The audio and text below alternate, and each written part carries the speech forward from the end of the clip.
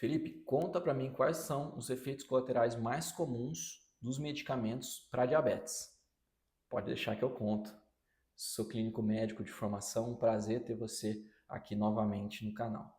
Curte, compartilhe, se inscreve, toca o sininho aí para você receber cada vez mais conteúdo sobre medicina de forma prática, o que a gente precisa saber para o nosso dia a dia, certo?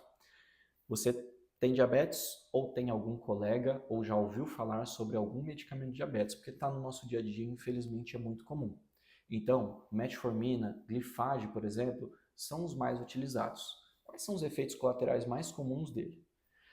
A metformina, que é fornecida normalmente via Sistema Único de Saúde, o SUS, ela pode dar intolerância gastrointestinal, ou seja, ela pode dar náusea, pode dar empachamento, aquela sensação de estufamento, e o mais importante é que ela pode dar uma diarreia. Não é uma diarreia contínua, mas sabe aquela diarreia que vem, fica 3 dias, vai embora?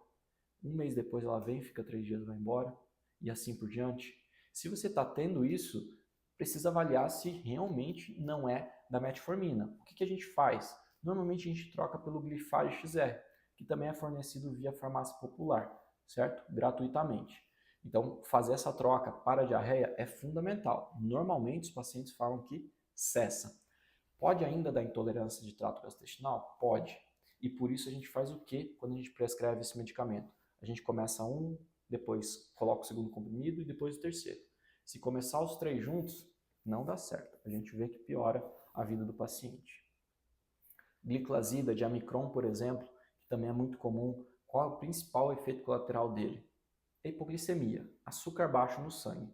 Então, a gente vê muito isso, principalmente se o paciente usa à noite. Então, o que eu sempre faço? Prescrevo tudo de manhã, porque o pico ele vai acontecer, o pico do medicamento vai acontecer em um horário que você pode comer, que você vai se sentir mal e você vai acabar comendo. Se você faz o medicamento à noite, pode fazer pico na madrugada e o teu corpo às vezes ele não entende que o açúcar está baixando e você acorda quando já está muito baixo. Isso pode fazer muito mal. A gente já viu grandes desastres em contexto de hipoglicemia, então tem que tomar cuidado mesmo, certo?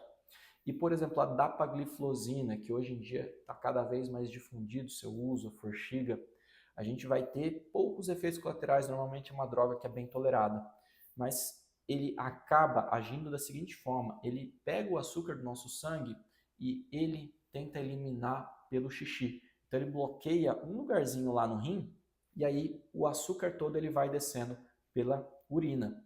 Então, a tua urina, se você for fazer exame de sangue, você pode notar aquele exame que chama EAS, ou urina tipo 1, vai vir com várias cruzinhas de glicose. Quer dizer que você está usando o medicamento mesmo e está sendo efetivo. Não se assuste com isso, certo? Mas em local que é quentinho e que tem alimento, ou seja, glicose, quem que gosta de crescer? Fungo. Então aumenta a chance de ter o quê? Infecções por cândida.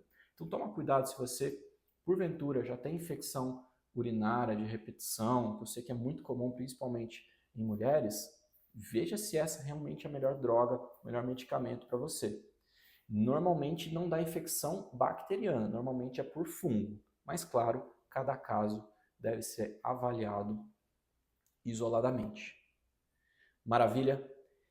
Quanto a, por exemplo, o uso de semaglutida, Ozempic, o famoso, para controle de diabetes, eu não estou hoje falando sobre obesidade, tá?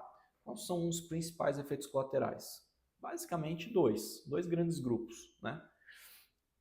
A gente pode ter intolerância de trato gastrointestinal. O que é isso? Aquele empachamento que eu já havia falado. Então, o alimento ele fica mais retido no seu estômago. Então, ele fica com uma má digestão. Você fica estufado o tempo todo, certo? Dor na barriga normalmente não dá, mas pode dar, por exemplo, constipação, intestino preso, ressecado.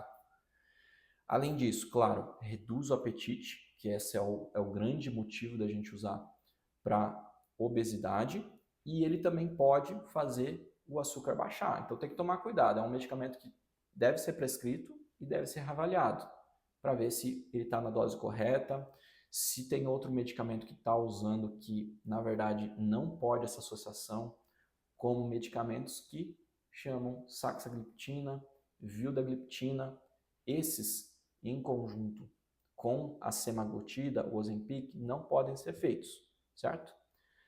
E, inclusive, falando da sapasagliptina, da vildagliptina, normalmente a gente tem que evitar em pacientes que têm coração fraco, que têm muita canseira por conta de coração fraco. Tem que ser avaliado caso a caso, mas normalmente esses dois medicamentos são muito bem tolerados. Legal? Foi um prazer ter vocês aqui. Curtem, compartilhem com seus colegas, pais, mães, quem porventura gostaria de saber mais sobre o tratamento do diabetes. Um grande abraço.